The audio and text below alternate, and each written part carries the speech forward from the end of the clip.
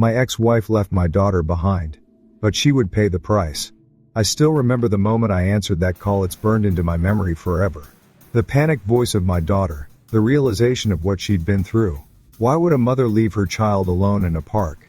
I couldn't believe it either. But what happened next was even more shocking. And you won't want to miss how it all unfolded. When I woke up that morning, I thought it would be just another ordinary day. The sun was streaming through the blinds, casting long slants of light across the room. And for a moment, I felt calm. I remember glancing at my bedside clock, 6:47 a.m., and letting out a groggy sigh. The house was quiet, save for the faint sound of birds outside and the occasional creak of the floorboards as I moved around. I dragged myself out of bed and padded to the kitchen, rubbing the sleep from my eyes. Coffee first. Always coffee first. The aroma of freshly brewed coffee filled the air, blending with the lingering scent of pine from the air freshener I'd hung up in the hall. I reached for my favorite mug, a plain white one with a small chip on the handle that I hadn't bothered to replace, and poured myself a steaming cup. For a brief moment, as I leaned against the counter and sipped my coffee, life felt manageable, peaceful, even. But I should have known better. I should have known that peace never lasted long. Maya's laughter broke the silence as she bounded into the kitchen, her blonde ponytail bouncing with each step. "Morning, Daddy," she chirped, her blue eyes shining with that innocent, boundless energy only a 7-year-old could have. She was wearing her favorite unicorn pajamas, the ones with the slightly frayed hem, and clutching her stuffed bunny, a gift from her grandmother. "Morning, sweetheart," I said, smiling despite myself. There was something about Maya's presence that could melt away even the most stubborn worries. She climbed onto her usual spot at the table and started telling me about a dream she'd had, her words tumbling out in an excited jumble. I nodded, half listening, as I made her a bowl of cereal. Watching her chatter away, I felt that familiar pang in my chest, a bittersweet mixture of love and protectiveness. She was my world, my everything, and I'd do anything to keep her safe. Anything. After breakfast, Maya disappeared into the living room to watch cartoons, and I returned to my makeshift office, a small, cluttered corner of the dining room where my laptop, piles of paperwork, and an assortment of pens and sticky notes were spread out across the table.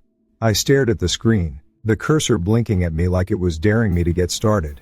My job as a freelance copywriter had its perks. I could work from home, set my own hours, and never have to wear a tie. But it also meant juggling deadlines, emails, and client calls, all while trying to be a full-time dad. As I settled into my chair and began typing, I pushed away the nagging thoughts that always seemed to creep in when I was alone. Thoughts about Vivian. Vivian. The name alone made my jaw tighten. She was Maya's mother, my ex-wife, and the source of 1,000 sleepless nights. We'd divorced 2 years ago, and while I didn't regret the decision, it had left scars. For a while, things were amicable, or as amicable as a divorce can be. We shared custody of Maya, kept communication civil, and tried our best to keep the peace for our daughter's sake. But over time, Vivian changed. She became less reliable, more distant. The once attentive mother who would sit beside Maya for hours doing crafts or reading bedtime stories turned into someone who canceled visits last minute, made excuses, and left me scrambling to pick up the pieces. And then there was Kai. Kai was Vivian's new boyfriend. I'd never met him face to face, but I'd seen pictures, some posted on social media, others sent to me by well-meaning friends who thought I needed to know what was going on in Vivian's life. Kai was younger, flashier, always grinning in photos like he'd just won the lottery. From what I'd heard, he wasn't exactly the parental type. The thought of him around Maya made my stomach churn. But what could I do? I couldn't control who Vivian dated. I couldn't dictate her life. All I could do was hope that when Maya was with her, she was safe. I told myself that over and over, tried to believe it, but deep down, I always felt a gnawing sense of unease. A sense that something wasn't right. As I worked through my to-do list, that feeling lingered. I'd glance at my phone every few minutes, half expecting a text from Vivian, half hoping I wouldn't get one. No news is good news, I told myself. But when my phone buzzed on the table, my heart jumped. It wasn't Vivian, it was a reminder from Maya's school about an upcoming field trip. I let out a breath I hadn't realized I was holding and put the phone down. Just another false alarm. Still, my nerves were shot. I leaned back in my chair, staring up at the ceiling, and rubbed my temples. I hated feeling this way.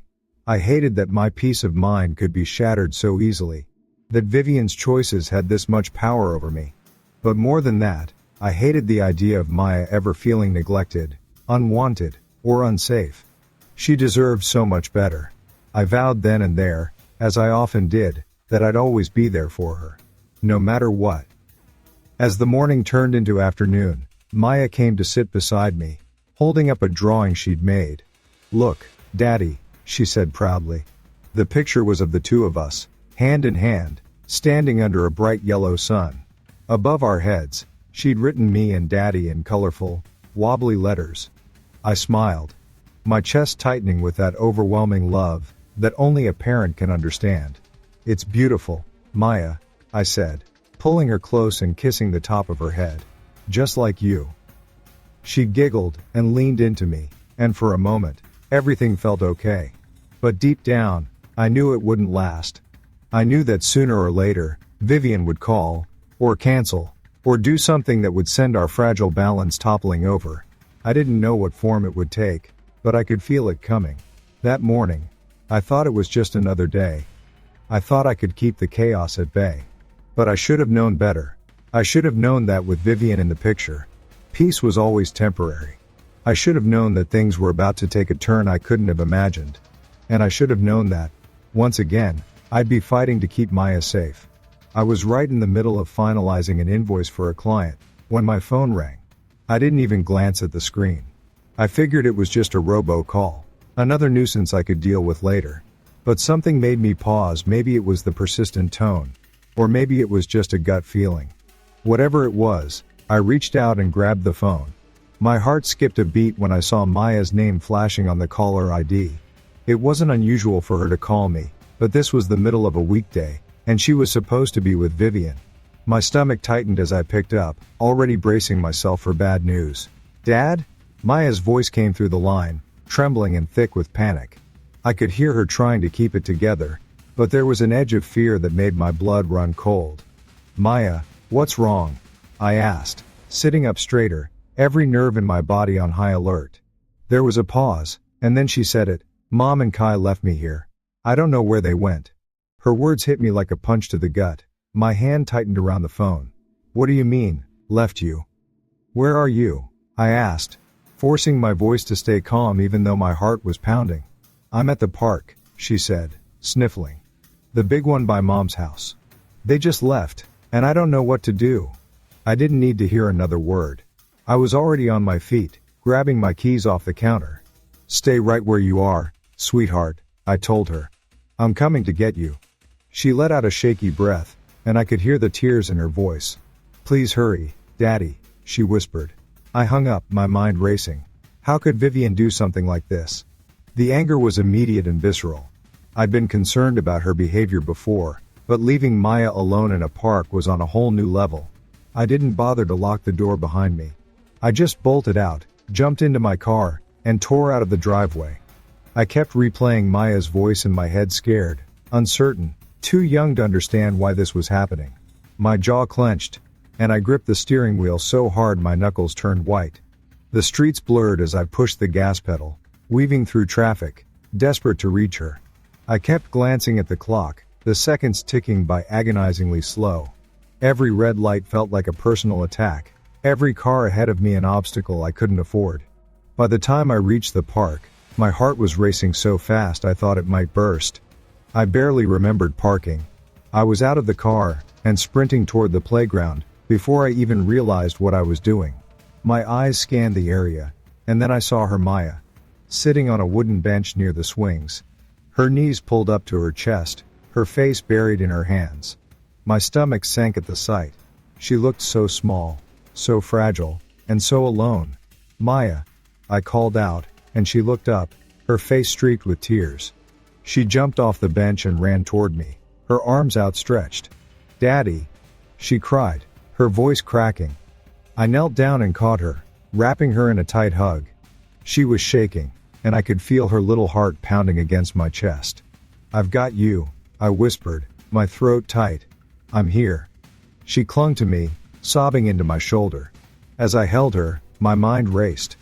I tried to piece together how this could have happened. Vivian had always been unreliable, but leaving Maya here alone? That wasn't just negligence, it was something much worse. "Maya, where's Mom?" I asked gently, pulling back just enough to look into her eyes. She wiped her nose with her sleeve, her cheeks flushed. She and Kai were laughing, and then they just left, she said, her voice breaking. I came back from the bathroom, and they were gone. My stomach turned. I tried to keep my expression calm for her sake, but inside, I was fuming. A couple sitting on a nearby bench approached us. "Excuse me," the woman said, her tone cautious but kind. "Is she your daughter?" I nodded, still holding Maya close. "Yes, thank you for staying with her." The woman gave a small, sympathetic smile. She was very upset. We were about to call the police when she said her dad was coming. I swallowed hard and nodded again. "I appreciate it," I said, my voice tight. "Thank you." I picked Maya up and carried her to the car. Her small arms wrapped tightly around my neck. As I strapped her into her booster seat, I noticed her red, puffy eyes and the way her bottom lip trembled. She was trying to be brave, but the fear was still there. "Maya," I said softly as I slid into the driver's seat, "I need you to tell me exactly what happened." She sniffled and took a shaky breath. "Mom said we were going to have a picnic." But then she started laughing with Kai. They were whispering and looking at me funny. I went to the bathroom, and when I came back, they were gone. I didn't know what to do. "Daddy." She started crying again, and I reached back to gently squeeze her hand. "It's okay, sweetheart," I said. "You did the right thing by calling me. I'm so proud of you. I'm here now, and I won't let anything happen to you."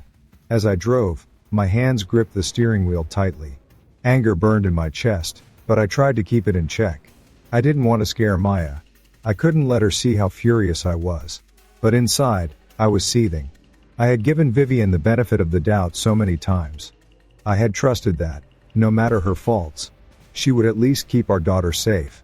But now I realized how wrong I had been. She had crossed a line, and there was no going back. I felt my jaw clench as I thought about what I would say to her. This wasn't just about custody or co-parenting anymore. This was about protecting my little girl. When we got home, Maya was quiet, still clutching her stuffed bunny. I carried her inside and set her on the couch, then knelt down to her eye level. "Maya," I said gently, "I need you to know something. What happened today is not your fault. You didn't do anything wrong, okay?" She nodded slowly, but I could see the doubt in her eyes. I don't understand why Mom did that," she said, her voice barely above a whisper. "I thought she loved me." My chest tightened. How do you explain something like this to a 7-year-old? How do you make them understand that sometimes people make terrible choices? Choices that hurt the ones they should love the most. I reached out and brushed a strand of hair from her face. "Sweetheart, your mom does love you," I said carefully. "But sometimes grown-ups make mistakes. Sometimes they don't think about how their actions affect other people. What's important is that you're safe now. I'm going to take care of you, and I promise I won't let anything like this happen again." She nodded again, and this time her eyes softened just a little. I kissed her forehead and pulled her into a hug. "You're my number one priority, Maya," I whispered. "You always have been, and you always will be."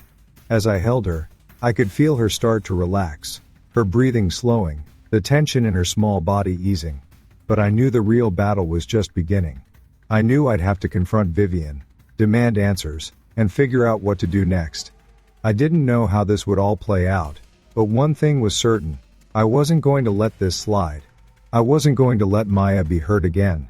That night, after Maya had gone to bed, I sat alone in the living room, staring at my phone. The anger that had simmered all day was now a full-blown storm. I knew I had to call Vivian, had to demand an explanation. But I also knew it wouldn't change anything. She would brush it off, make excuses, or worse, laugh it off as if it were nothing. But I had to hear her say it. I had to hear what twisted justification she could possibly have for abandoning our daughter in a public park. I took a deep breath, tapped her name on my phone, and hit call. The phone rang twice before she picked up. "What?" she said, her voice casual, almost amused. I could feel the rage bubbling up inside me, but I forced myself to stay calm. You left Maya alone in the park, I said, my voice low and steady. What the hell were you thinking? There was a pause, and then she laughed a light, dismissive laugh that made my blood boil. Oh, that? It was just a joke, she said. She's fine. You need to lighten up. I gritted my teeth, gripping the phone so tightly it felt like it might crack. A joke? I repeated, my voice rising. Leaving a 7-year-old alone in a public park is not a joke. It's neglect. It's dangerous. How could you even think? Relax, she interrupted, her tone condescending. She's a kid. Kids are resilient. You're making a big deal out of nothing. I couldn't believe what I was hearing. She had abandoned our daughter, left her terrified and alone, and now she was acting like I was the problem. My hands were trembling with anger, but I forced myself to stay calm. This is the last time you pull something like this, Vivian, I said. You've shown me you can't be trusted. I'm done. Maya deserves better. She laughed again, the sound grating on my nerves. Whatever, she said. Do what you want. She's fine. You're just being dramatic. I ended the call and sat there for a long moment, staring at the dark screen. My heart was pounding, my mind racing. Vivian wasn't going to take this seriously. She wasn't going to change. I had to accept that, and I had to protect Maya from it. I knew what I had to do. I had to make sure Maya was never put in that position again. I had to step up, take control, and fight for her safety. No more second chances, no more excuses. From that moment on, I was all in. I would do whatever it took to protect my daughter, even if it meant going to war with Vivian. I didn't care how ugly it got. Maya was worth it. Now, here's the big question. Do you think Vivian will face the consequences, or will she find a way to get back into Maya's life? Comment 1 if you think she'll face justice, or Woo 2 if you think she'll try to take control again. I didn't waste any time. The moment I realized how far Vivian had gone, I knew I had to start building my case. There was no room for hesitation or second guessing now. This wasn't just about fighting for custody, it was about protecting Maya from someone who clearly didn't have her best interests at heart. So I did what any father would do. I got to work. I started gathering every piece of evidence I could find, every text message, every email, every phone call that hinted at her recklessness or neglect. My desk quickly turned into a chaotic sea of printouts and sticky notes, but I didn't care. I wasn't going to stop until I had everything I needed. The first thing I did was comb through my text history with Vivian. Every time she canceled a visit last minute, every time she made an excuse, every time she outright ignored me when I raised concerns, I documented it all. I printed out screen after screen of messages, highlighting the ones that showed her unreliability and her dismissive attitude toward Maya's well-being. The more I read through those conversations, the more my anger simmered. How could someone be so cavalier about their own child? Every message was like a punch to the gut, a reminder of how many times she had let Maya down. But texts alone weren't enough. I knew I needed more, something concrete that couldn't be dismissed as he said. She said. That's when I remembered the recording. Maya had told me she'd recorded them at the park, and I'd been too wrapped up in the immediate crisis to fully process what that meant. Now, sitting in my office with the chaos spread out around me, I realized just how powerful that recording could be. I dug out her tablet, opened the file, and listened. The first few seconds were quiet. Just the ambient sounds of the park. Kids laughing in the distance, the creak of a swing. And then, there it was, Vivian's voice, clear as day, laughing with Kai as they planned to leave her behind. My stomach turned as I heard her say, "Let's leave her while she's in the bathroom. It'll be hilarious when she comes back and finds us gone." The casual cruelty in her tone made my blood boil. This wasn't just negligence. This was deliberate, calculated, and utterly heartless. I played that recording again and again, each time feeling the rage build inside me. This was the smoking gun I needed. The undeniable proof that Vivian wasn't fit to be Maya's primary caregiver. I transferred the file to my laptop, made multiple copies, and even uploaded one to a cloud drive just in case. There was no way I was going to lose that recording. It was too important. The next step was reaching out to witnesses.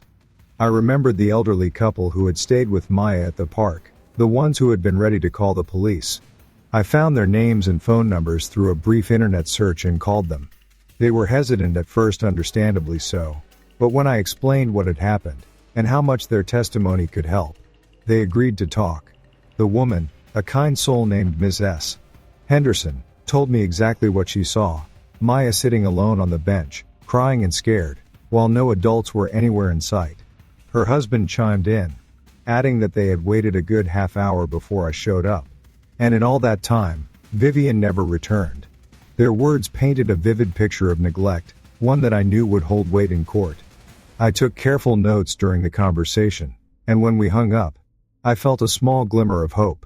I wasn't alone in this fight. I had people who could back me up, who had seen the reality of what Maya had gone through.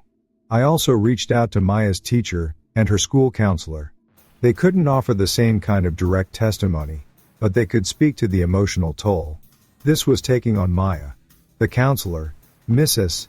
Carter, had been working with Maya for months to help her deal with anxiety and feelings of abandonment. She agreed to write a letter detailing the changes she'd noticed in Maya, how she'd been more withdrawn, more fearful, and how those feelings intensified after visits with Vivian. Her teacher, Ms. S. Martinez, shared similar observations, noting how Maya often seemed distracted, how she sometimes cried quietly at her desk. All of it painted a clear picture. Maya was suffering, and it wasn't just a coincidence. Vivian's behavior was at the heart of it. I kept adding to the pile of evidence, working late into the night, fueled by coffee and sheer determination. I wrote down every instance of Vivian's unreliability. Every time she failed to show up for a parent-teacher conference. Every time she missed a school event she had promised to attend. I even dug into old emails that showed her prioritizing her personal life over Maya's needs messages, where she casually mentioned rescheduling her weekend with Maya so she could go on a trip with Kai. It was all there, in black and white. As the days turned into weeks, my case started to take shape. The stack of evidence grew taller, the timeline of events more detailed. But it wasn't just about building a case to win custody.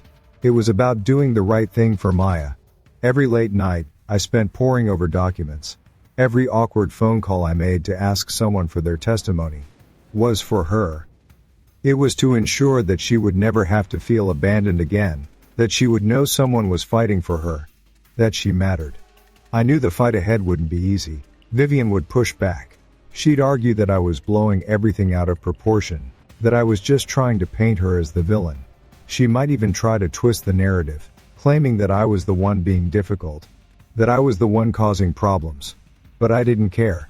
The truth was on my side, and I was willing to fight tooth and nail to protect Maya.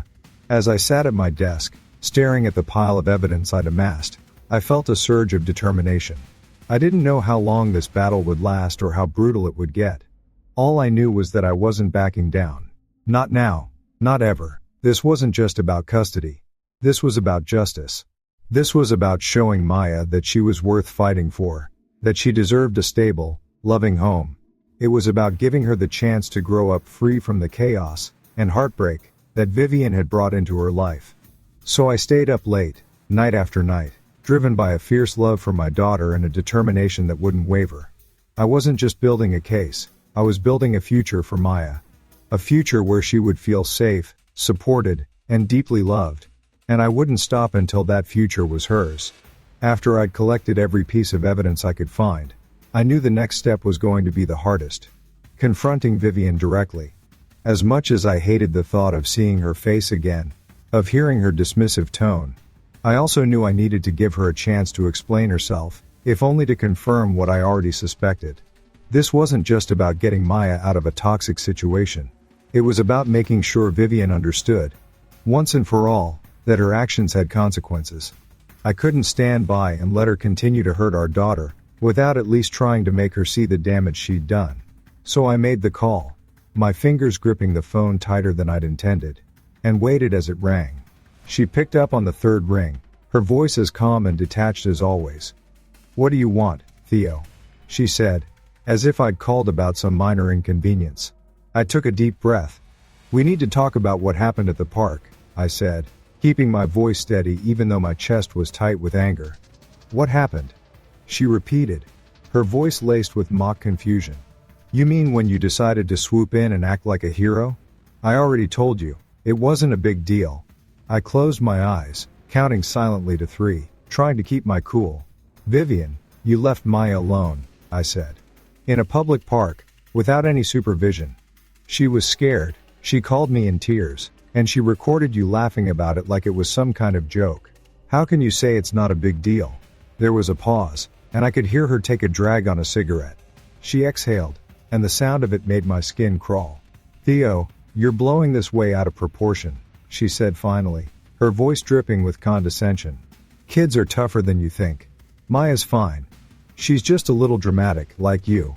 Her words cut deeper than I wanted to admit, but I forced myself to focus. You think this is about being dramatic? I asked, my voice rising slightly despite my best efforts to stay calm. This is about keeping Maya safe. About showing her that she can trust the people who are supposed to love her. You didn't just forget her, Vivian, you chose to leave her. And now you're acting like it's nothing. She laughed then, a short, bitter sound. Oh please, she said, you've always been such a saint, haven't you? Mr. Perfect Dad, swooping in to save the day. You've been waiting for me to slip up so you could have your big moment. Well, congratulations, Theo. You got it. Her words were like a slap to the face, but they only fueled my resolve. This isn't about me, I said, my voice cold. This is about Maya. She deserves better than this. And if you won't give it to her, then I will. I hung up before she could respond, my hand shaking as I set the phone down. The conversation had gone exactly as I'd expected, yet it still left me feeling raw. She wasn't going to change. She wasn't going to apologize or even admit that what she'd done was wrong. Instead, she'd double down, twist the narrative, and try to make me the bad guy. But I wasn't playing her game. I couldn't. Not when Maya's well-being was on the line. The next day, I met with Marcus, my attorney, at his downtown office. The room was small and cluttered. His desk piled high with folders and legal pads. But it felt like a fortress of stability, compared to the chaos swirling around me.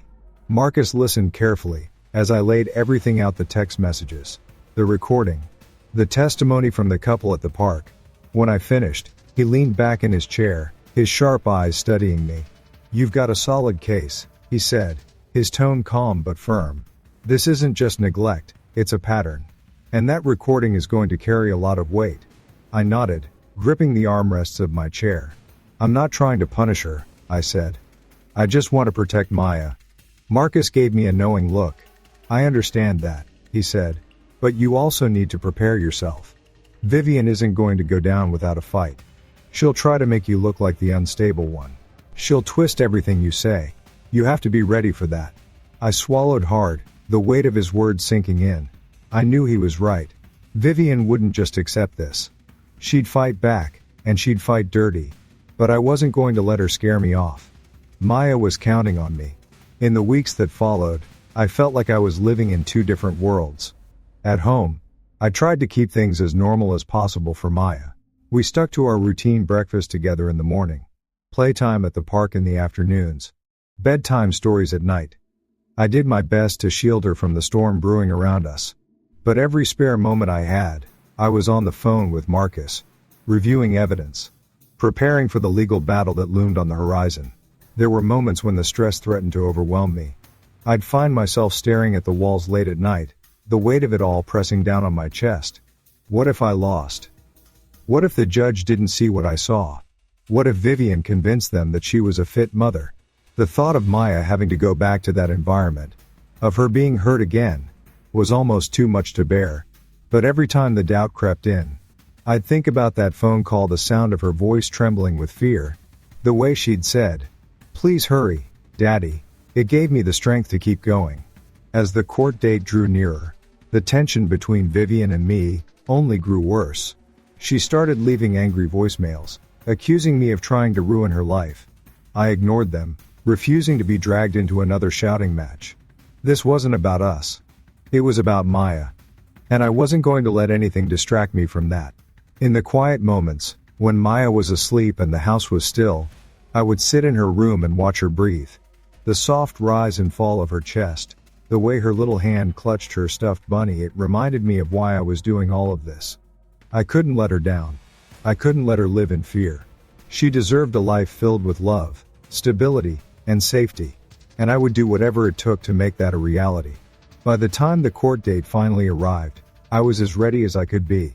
I walked into that courtroom with my head held high, my heart pounding but my resolve unshaken.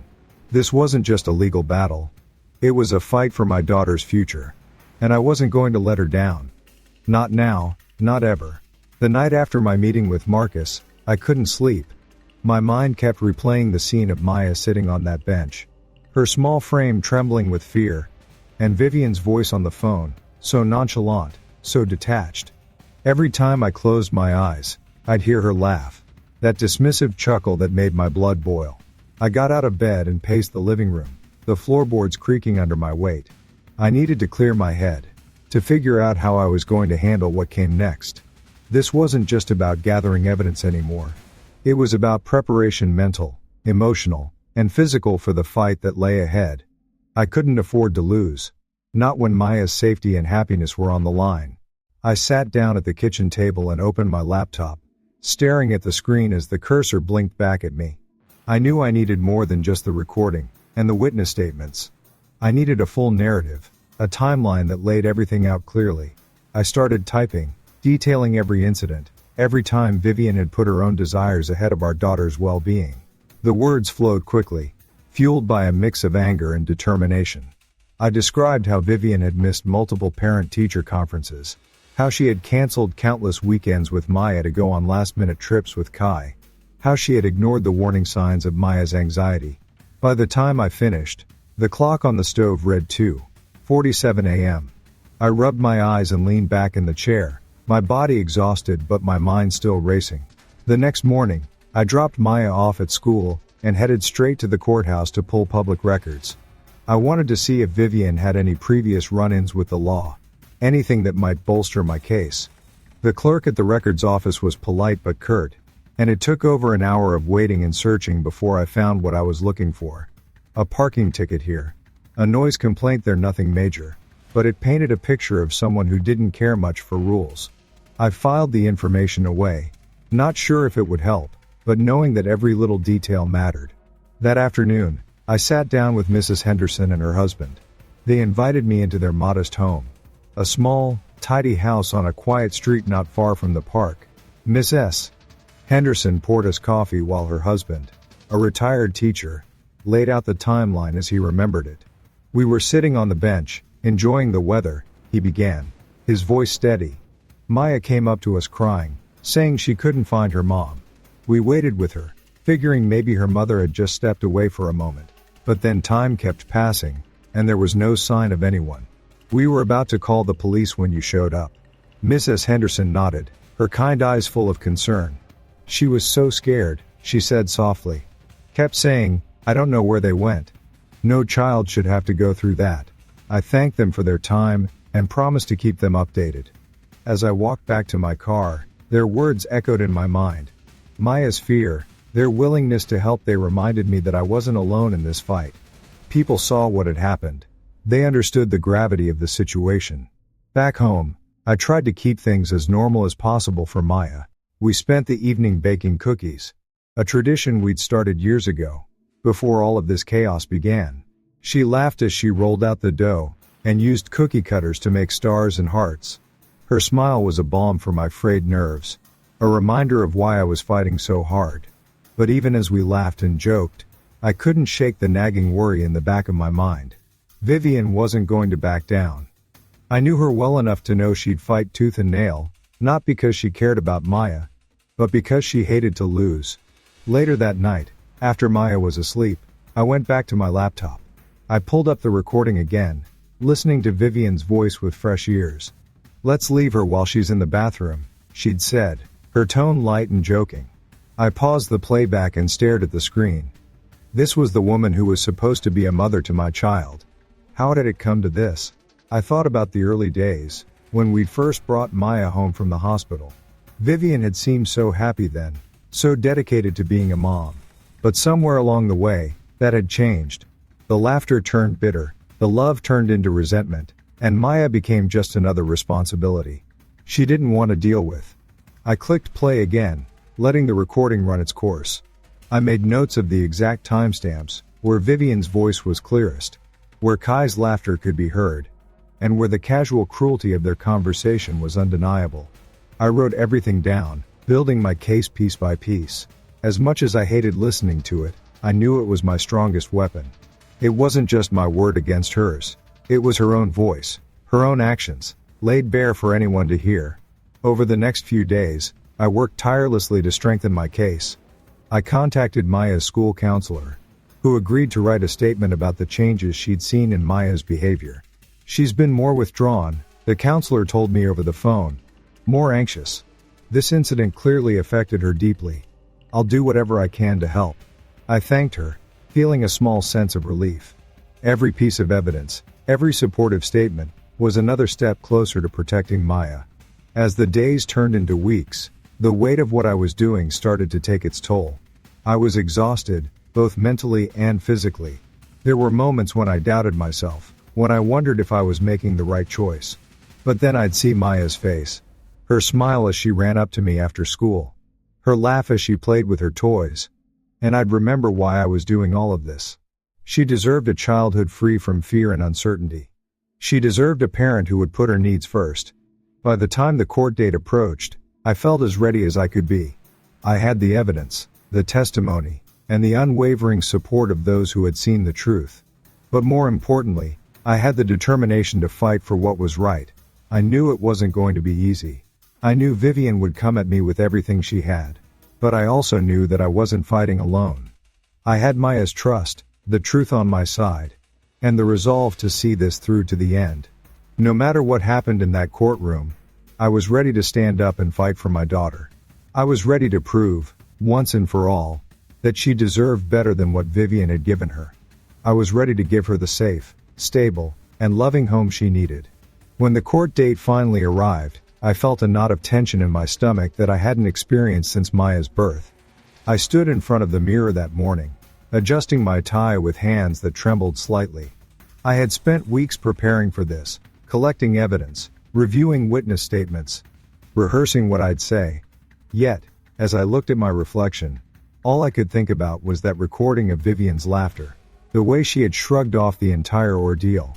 This wasn't just another legal proceeding to me. It was a fight for my daughter's safety and well-being. I couldn't afford to lose. I wouldn't let myself lose. As I drove to the courthouse, the world around me seemed to blur. My focus narrowed to the task at hand, the critical moments ahead. The downtown streets were a maze of cars and pedestrians, the sun climbing higher in the sky, as if mocking the weight of the situation. I pulled into the parking garage and found a spot near the elevator, sitting in the car for a moment before going inside. My heart was racing, my palms sweaty against the steering wheel.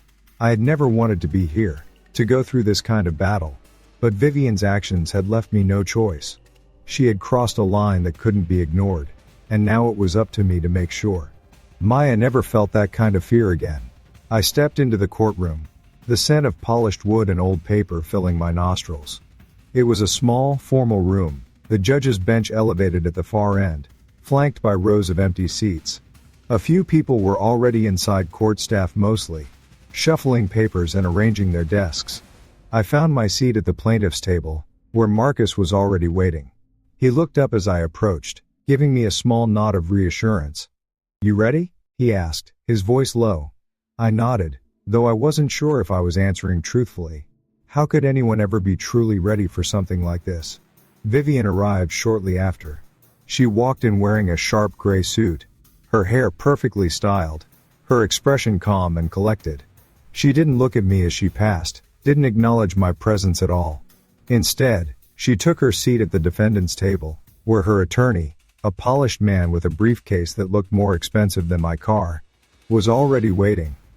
I watched as they exchanged a few words, Vivian laughing lightly at something he said.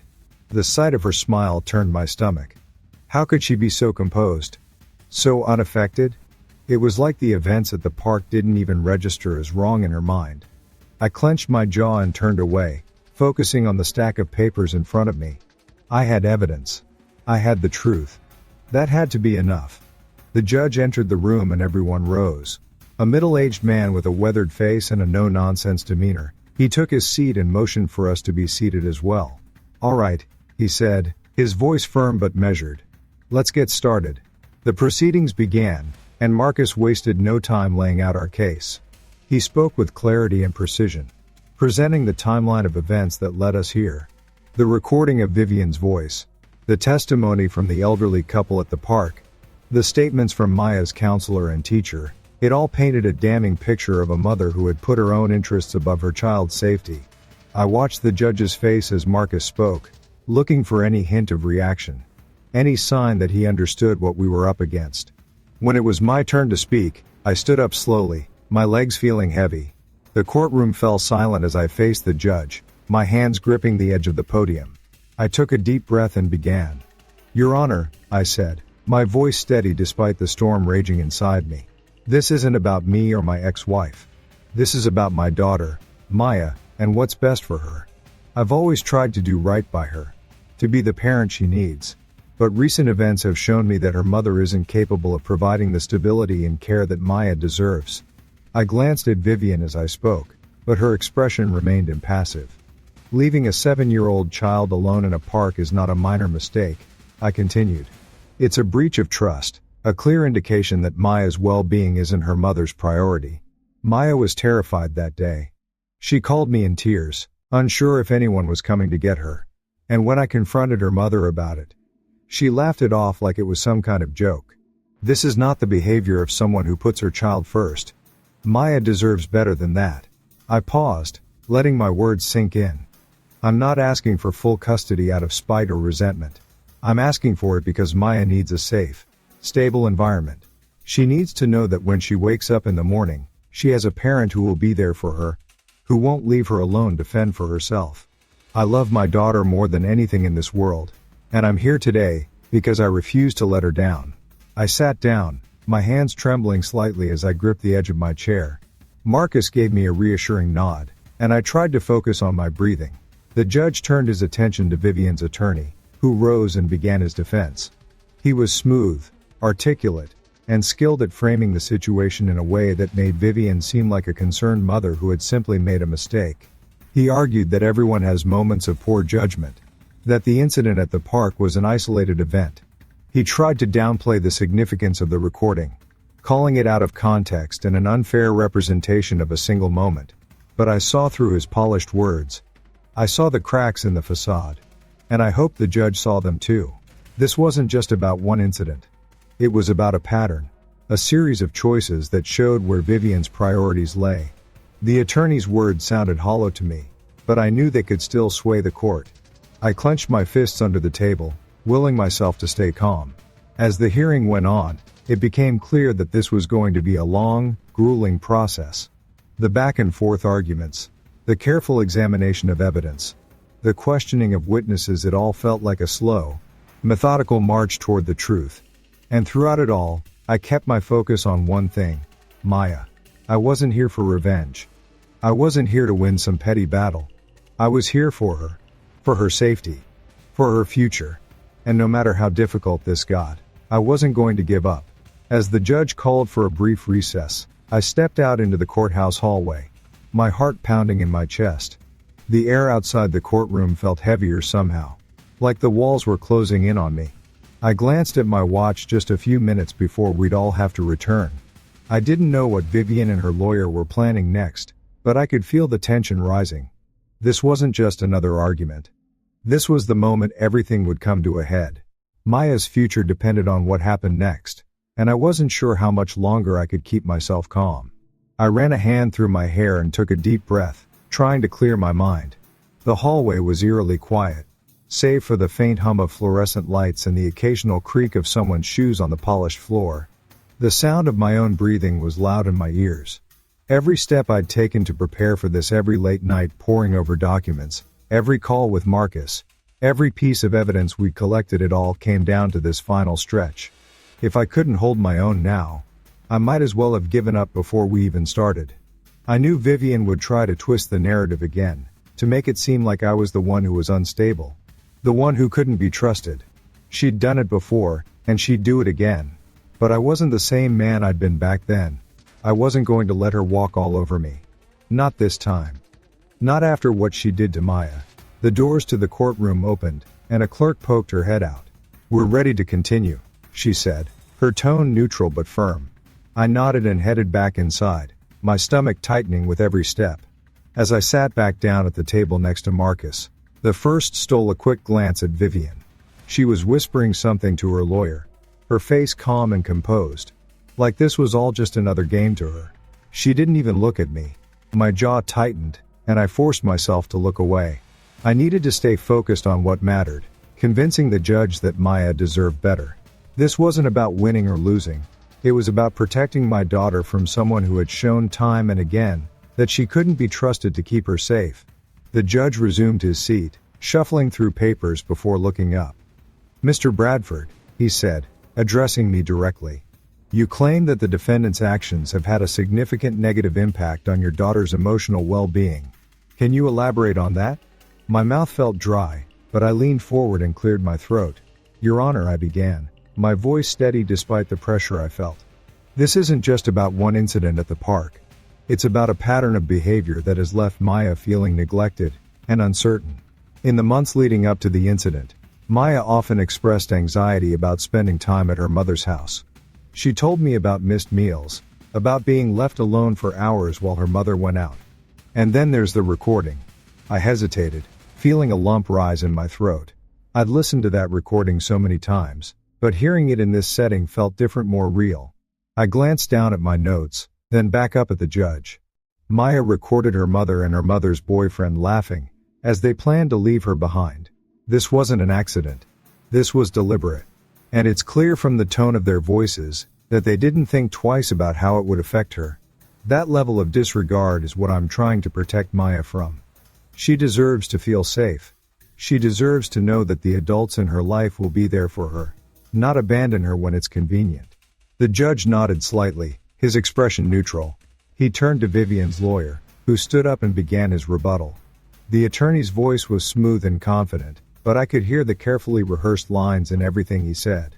He argued that Maya's fears had been exaggerated, that children often misinterpret situations. He pointed out that Vivian had never been charged with neglect, that this was a civil matter, not a criminal one. I clenched my fists under the table, biting my tongue to keep from interrupting. I knew Marcus would handle it. And he did. When the lawyer finished, Marcus stood up, his voice calm but firm. "Your Honor," he said, "this is not about criminal charges. This is about the welfare of a child. The evidence we've provided shows a consistent pattern of behavior that has caused harm to Maya's emotional and psychological well-being. It is not an isolated incident. It's a pattern. And the recording is just one piece of a much larger puzzle. This court's responsibility is to ensure that Maya's best interests are served. And that cannot happen if she remains in an environment where she feels abandoned and unsupported." The back and forth continued, each side presenting their arguments, their evidence. I could feel the tension in the room rising with every exchange. It was like a game of chess, each move carefully calculated, but the stakes were so much higher than a simple win or loss. This was my daughter's life, her future. I couldn't let myself be distracted by anger or frustration. I had to stay focused, to keep my eyes on the goal. Finally, the judge called for a short recess before delivering his ruling. The room fell silent as everyone stood, and I could feel the weight of the moment pressing down on me. I stepped outside again, needing a breath of fresh air. The courthouse steps were busy with people coming and going, but I found a quiet spot to stand, leaning against a railing, as I tried to steady my nerves. I thought about Maya, her laugh, her smile, the way she looked up at me with trust in her eyes. That trust was everything. It was why I had fought so hard to get to this point. It was why I couldn't let Vivian win. No matter what happened next, I knew I'd done everything I could.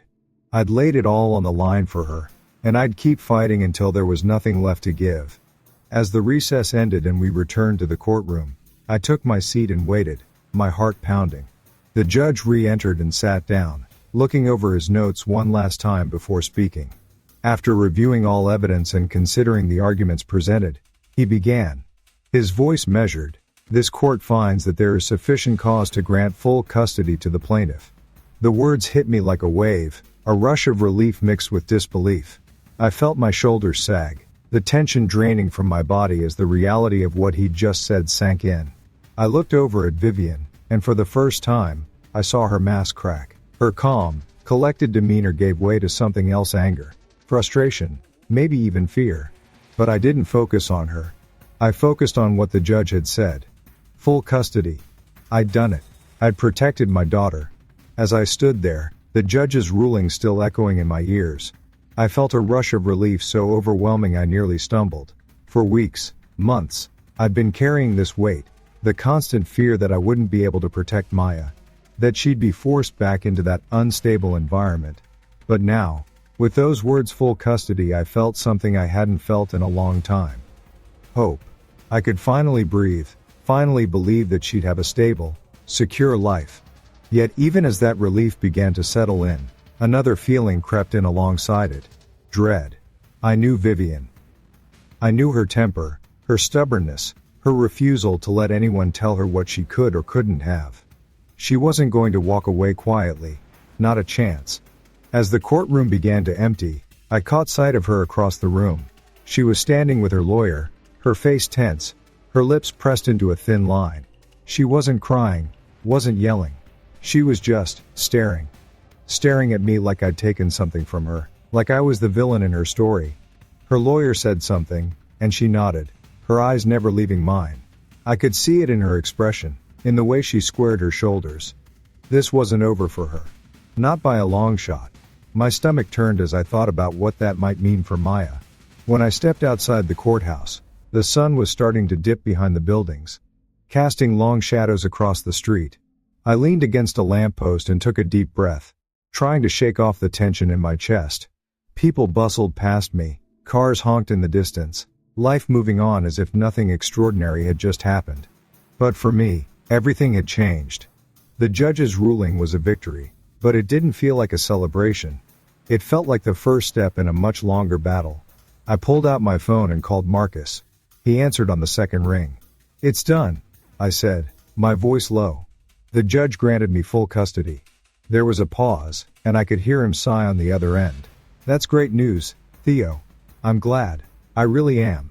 But you know this doesn't mean she's going to back off." I nodded, even though he couldn't see me. "I know. I could tell from the way she looked at me. She's not done. She's going to come after me with everything she's got." "Then we'll be ready," Marcus said, his tone steady, reassuring. "You've got the ruling on your side. You've got the evidence. And most importantly, you've got Maya. She's safe with you now. Whatever Vivian tries, she can't change that." I thanked him, and hung up, but his words didn't do much to calm the storm in my chest. Vivian was unpredictable, and that scared me more than I wanted to admit. When I got home, Maya was waiting for me on the couch, a book in her hands and her favorite stuffed animal beside her. She looked up when I walked in, her eyes lighting up the way they always did when she saw me. "Daddy," she said, hopping off the couch and running over to me. I scooped her up, holding her tight, feeling the warmth of her little arms around my neck. "How did it go?" she asked, her voice muffled against my shoulder. "It went well," I said, setting her down and crouching so I could look her in the eyes. "The judge said you'll stay here with me. You don't have to worry about going back to Mom's house." Her face lit up with relief, and she hugged me again. "I'm glad, Daddy," she whispered. "I feel safe here." Hearing her say that nearly broke me. All the stress, all the sleepless nights, all the anxiety, it was all worth it just to hear her say she felt safe. I kissed the top of her head, and promised her that she would always be safe with me. No matter what Vivian did, no matter how hard she fought, I wouldn't let her disrupt the stability we'd finally found. As the evening wore on, I tried to push thoughts of Vivian out of my mind. We made dinner together, Maya mixing the salad dressing while I grilled chicken on the stovetop. We sat at the table, just the two of us, and talked about her day at school. It was a simple, quiet evening, the kind I had been fighting so hard to give her. She deserved nights like this, nights where she could laugh, eat her favorite foods, and just be a kid.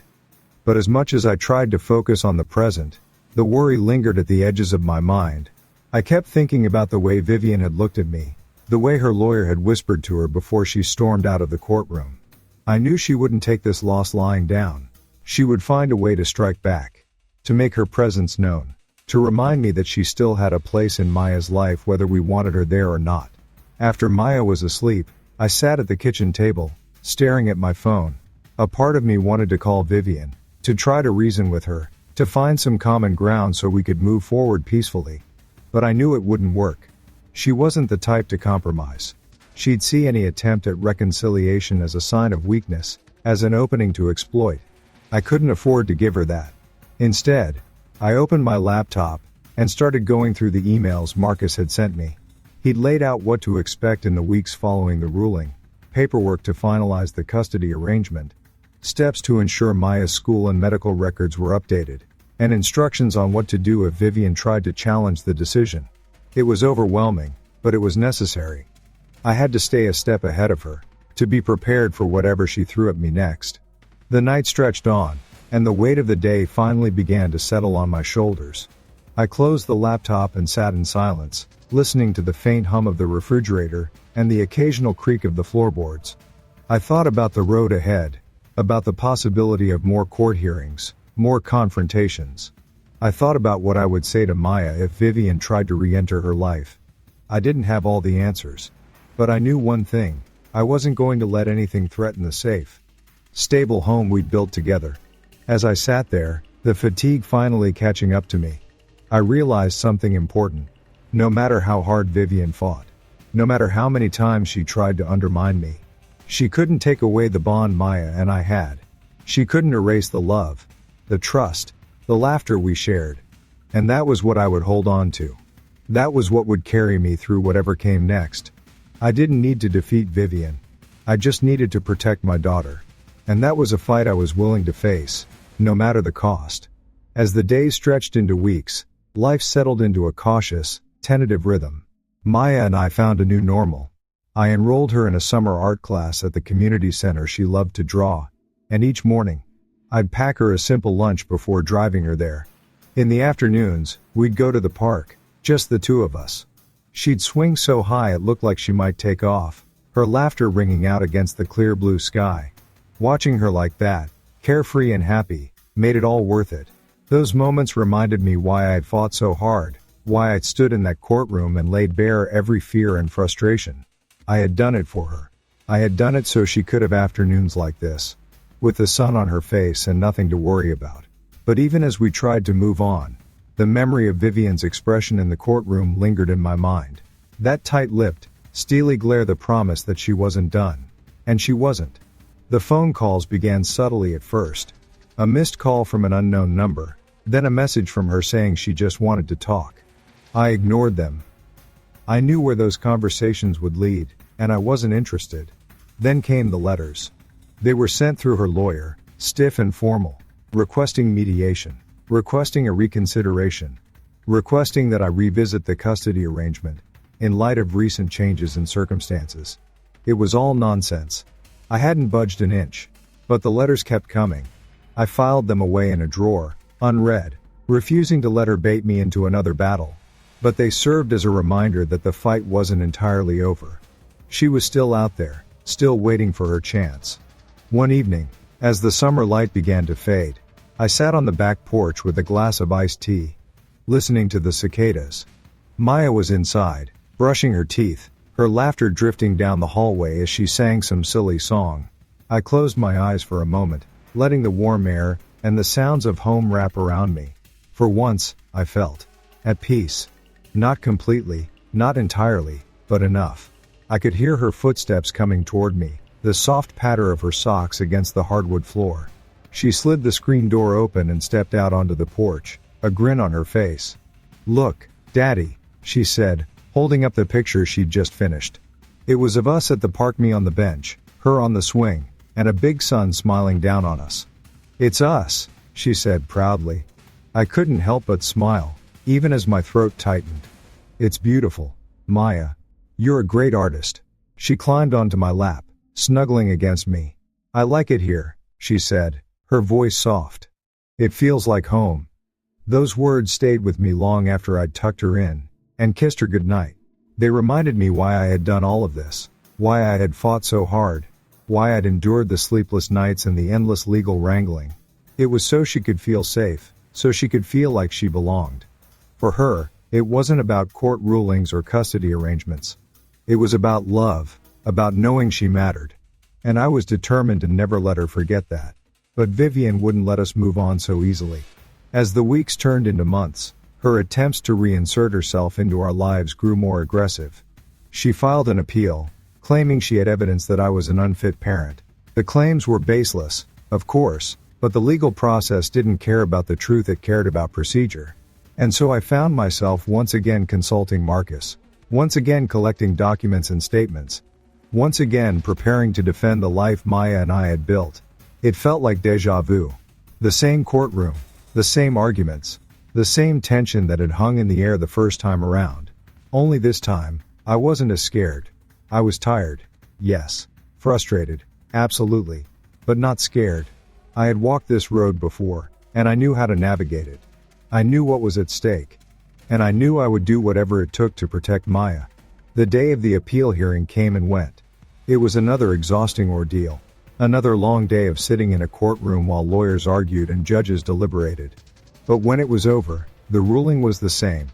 I retained full custody. Vivian's appeal was denied.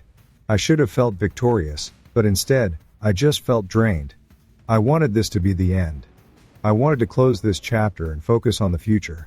I wanted to give Maya a childhood that wasn't defined by conflict and courtrooms. But Vivian wasn't finished. Not yet. A few weeks after the appeal was dismissed, I received a call from Maya's school. They'd had a visitor that morning, Vivian. She had shown up unannounced, demanding to see Maya. The school had refused, of course. They had strict guidelines in place, and my custody ruling was on file. But it was a clear message. She was trying to push boundaries, trying to test how far she could go. When I heard the principal's voice on the phone, apologizing for the disruption, I felt a familiar wave of anger and anxiety wash over me. How dare she show up at Maya's school? How dare she try to insert herself into Maya's life without permission? But I took a deep breath and thanked the principal for handling it, for following the procedures we had put in place. Then I called Marcus. "She's not giving up," I said. "She's not stopping." Marcus's voice was calm, as always. "It's harassment," he said. "We can file a restraining order. I'll get the paperwork started." And so it went. Another round of legal filings, another layer of protections put in place. It was exhausting, but necessary. I hated that it had to come to this, but I knew it was the only way. I couldn't let her continue to disrupt our lives, to shake the foundation I'd worked so hard to build. Maya needed stability. She needed to know that I would always be there for her, that I would always protect her. Over time, the calls stopped. The letters stopped. The unexpected visits stopped. Vivian finally seemed to realize that her efforts were futile.